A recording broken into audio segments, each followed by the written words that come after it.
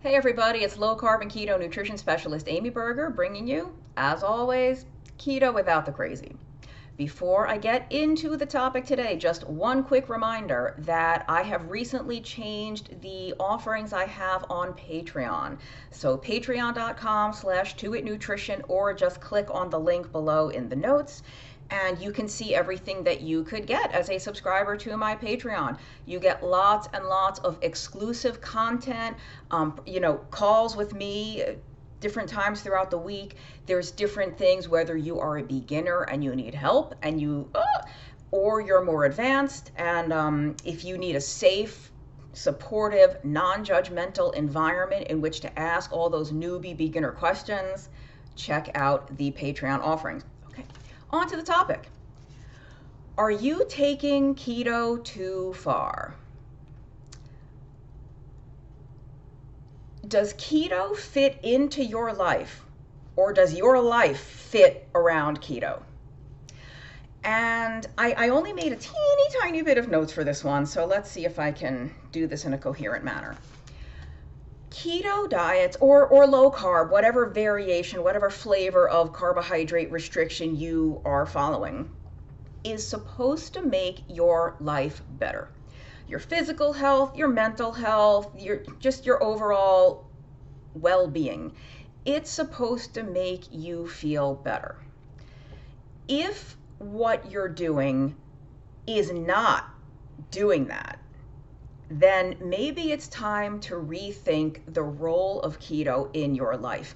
And I don't mean that you're not getting the results you want, like you're trying really hard and you're not losing weight, if that's a goal, or you still have migraines, or you still have fatty liver, you're still breaking out and skin, whatever. I don't even mean that, like if keto's not making your life better, forget that. I mean more of the mental and emotional,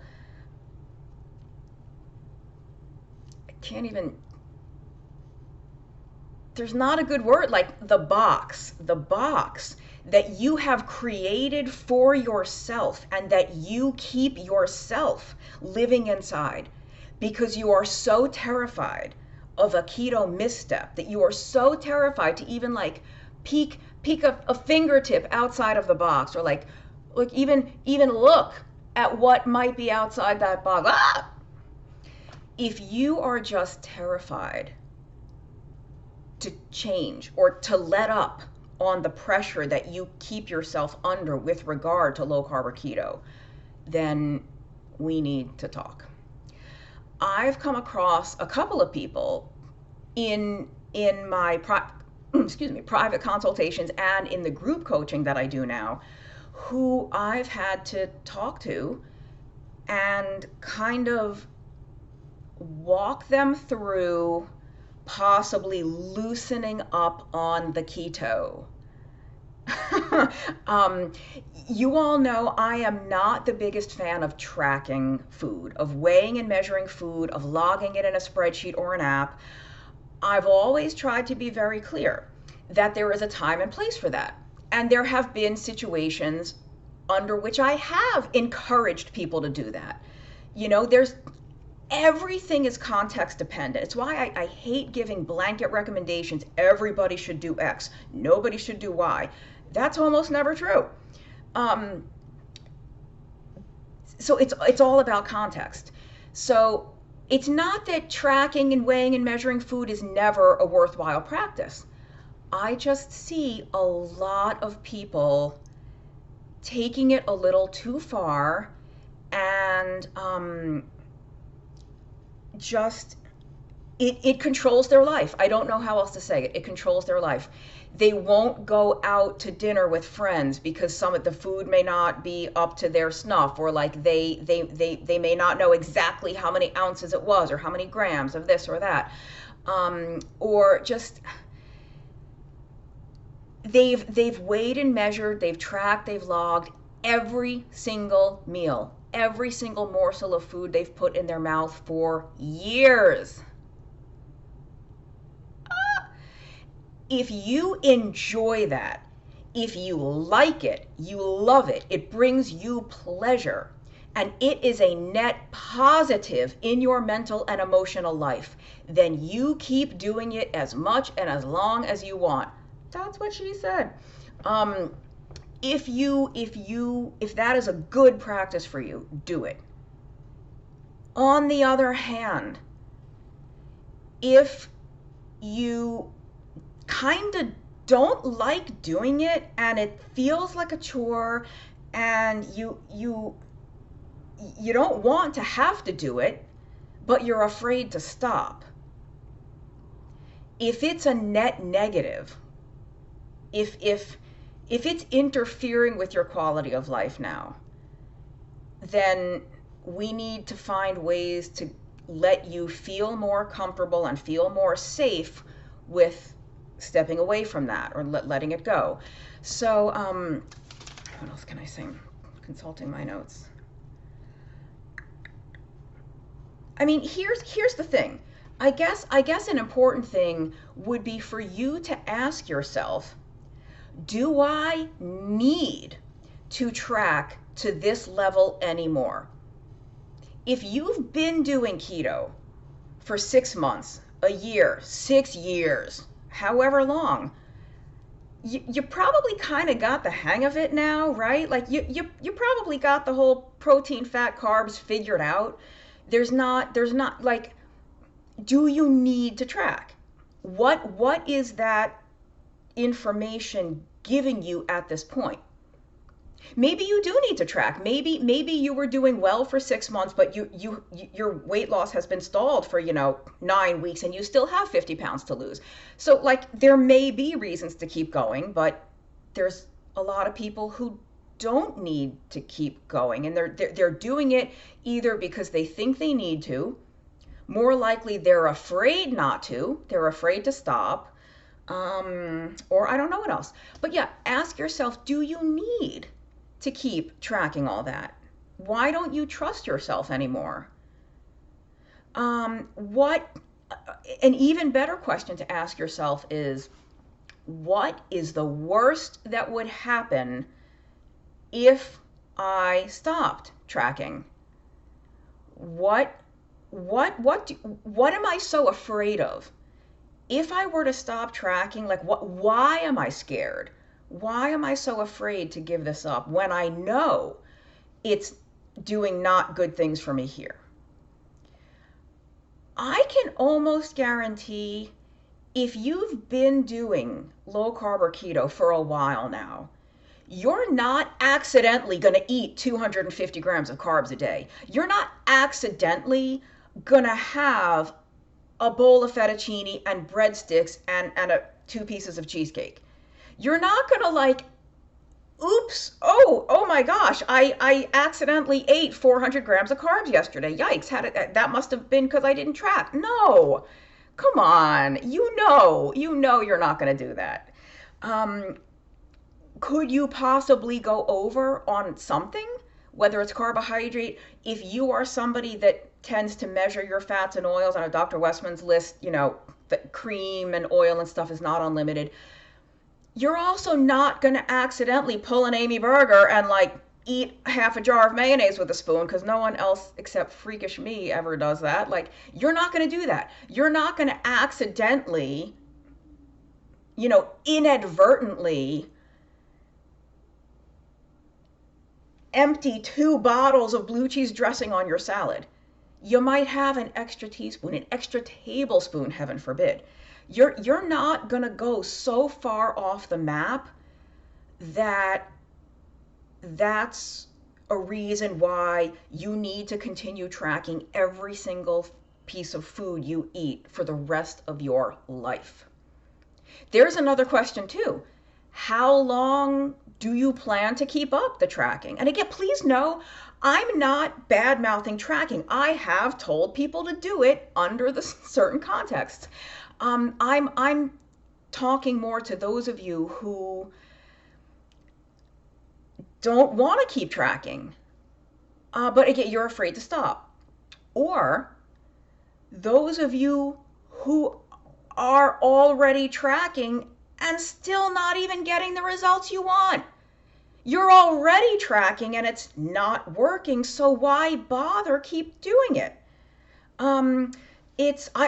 We've had several people in the Keto Made Simple course that we do with Adapt Your Life Academy who were so happy and so relieved is more like it. It's like a palpable physical relaxation when they find out that we don't require tracking and weighing and measuring food. You can if you want to. The people in the class, if you want to do that, you do it. We just don't require it. And because many people, again, they were already doing all that and they still weren't losing weight. The blood sugar still wasn't improving. The magical energy didn't fall upon them. You know, I talk about that magical keto pixie dust had not been sprinkled down upon them. Even they were already tracking. And you could argue, well, maybe they're tracking the wrong things, right? If they got macros from somewhere, maybe they're hitting those macros and maybe those macros are not appropriate for them. So maybe the problem isn't the tracking, the problem is the particular targets they're trying to fit into. It doesn't really matter. My point is you can get excellent results with a low carb or keto diet without tracking. There are reasons to track and weigh and measure when it is appropriate, but I really, again, just want to encourage those of you who feel burdened by it, who feel boxed in, and who feel like it's a limiting factor. If keto's not fun, if this way of eating's not fun, good luck sticking to it. And it's not that food has to be fun. Like, food is food and fun is fun. Food doesn't have to be fun. It's nice when it can because that makes it easier to stick to a particular way of eating for the long term, right? But if this feels like a burden, if it's a chore, if you wonder, how long do I have to keep this up? What is the cutoff point for me with weighing and measuring and tracking my food? Am I going to do it for 6 months? Am I going to do it for a year? Am I going to do it for 10 years? When am I going to feel okay with stopping that process? And maybe you don't stop it all at once. Maybe you track 3 days a week instead of 7. Or maybe you track Monday through Friday and you don't track on the weekend. I know that's a slippery slope, but again, let's say you go out to the bar with your friends or you do whatever, Friday night, Saturday night. You're not going to accidentally order 8 plates of nachos. You're not going to, I know you're not going to do it. And what else?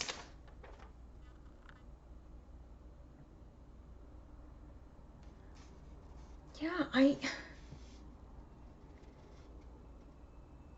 I mean, the worst that could happen is you overeat an item or two.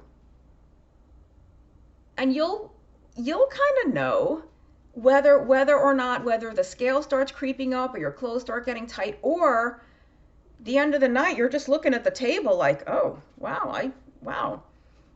Lesson learned. I kind of ate more of that than I thought. I don't think that's going to happen.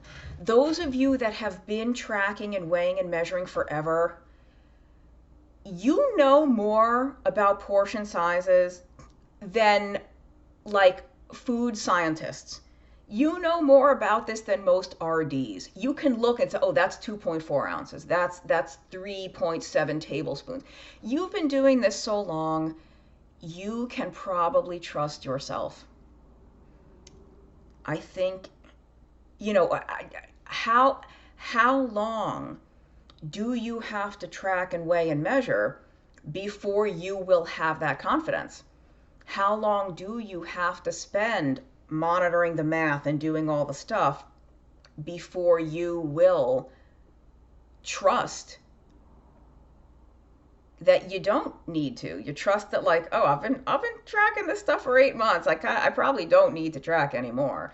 Like I have a friend who swears by the Aura ring, the ring that tracks your sleep, and like it supposedly, you know, while you sleep, it tracks your heart rate and your heart rate variability and your temperature, and it can tell you, whether or not it's super accurate, how much REM sleep you got versus how much deep sleep versus how much light sleep and how much time you were awake. And he's been wearing this every day for years. And if you're watching, you know who you are, and I love you dearly. But he said to me once, he was like, "Oh yeah, I don't even need to look at it anymore. Like I can tell just when I wake up, I know how much REM I got, I know how much deep sleep. I don't even need to look." And I said to him, "What? Why are you still wearing the ring?" He knows based on how he feels what the ring is going to show him. Why is he still wearing the ring? He doesn't need it. Think of it, okay, I just almost 16 minutes into this video and the best analogy just came to me. Think of tracking and weighing and measuring like training wheels. You do it for a while till you get the hang of it, and then you don't need the training wheels anymore. Right? We all started on training wheels on a bicycle, unless your parents were like cruel and just put you on a bike and shoved you down the street and I don't know, you had to fend for yourself. We have these tools and these training tools and tactics and strategies to teach us a method of doing something, of keeping our carbohydrate low, of not going crazy with oils and fats that are added. Once you've gotten the hang, once you know the method, you don't need to keep learning the method, right? You don't, once you know how to ride the bike, you don't keep the training wheels on. You take them off and you just ride, and you don't put them back on. Now, the one difference I will say there is, let's say you do wing it for 6 months or a year, 18 months, and then you kind of start to not feel so good anymore. That would be a context under which I would say, well, maybe track for a week, track for 10 days, not for 6 months, track for a week or so. Maybe you're a lot further off the map than you realized. That is a potential risk, but that's a situation where you would put the training wheels back on temporarily. I just think think of it that way. Tracking and weighing and measuring is a very helpful tool to learn how to do this. But once you know how to do it, you don't have to keep learning. And I do know there are people who do this forever. And again, if you enjoy it, if that's a positive experience for you and it brings you a pleasure, do it. If you hate it and you dread it and it's a drag and you're like, if I have to write down one more damn piece of broccoli, stop. Especially if you're tracking and it's not even getting you the results you want anyway. Then what good is it doing you? It's doing you no good. Everything about it is bad. At least if it was getting you the results you wanted, well, okay, it's a pain in the butt, but it's worth it because I'm getting where I want to go. I just think a lot of you can get where you want to go without that. And it's the same thing. I did a video on staying off the scale. I'll link to that too. Like, or no, it was, well, I have a video about that. It was a video about, are you trapped in an abusive relationship with your scale? Maybe you're trapped in an abusive relationship with your app or your food spreadsheet. Maybe you can break up from that abusive relationship and free yourself. I just see, I've worked with enough people now over all these years that I know keto. I did a video recently on the 29 things keto is good for besides weight loss. I know how amazing keto and low carb diets are. Like, I've built my career out of helping people do them. But I've also seen a very, very dark side to all this where people go too far. You know, people doing like medical epilepsy therapy type keto diets who don't need them, and they wonder why they feel like garbage. I've seen people take the orthorexia too far. I've seen, again, keto, low carb is supposed to enhance and improve your life. If it's not, then either quit it and do something else, or book a consultation with me, link below, or join my Patreon. Maybe you just need to tweak the way you're doing it. Maybe you're trying to do a lot of things that are making it more difficult, more burdensome, more onerous, more time consuming that you don't have to do. Maybe you could actually get better results with less of that effort. So you might not have to abandon keto, you just have to alter the way you've been going about it. I see that all the time. That's enough for me. Subscribe to the channel if you're not already. And like I said, check out the Patreon and check out all of the links below to videos or blog posts that I mentioned. See you next time. Thanks for watching.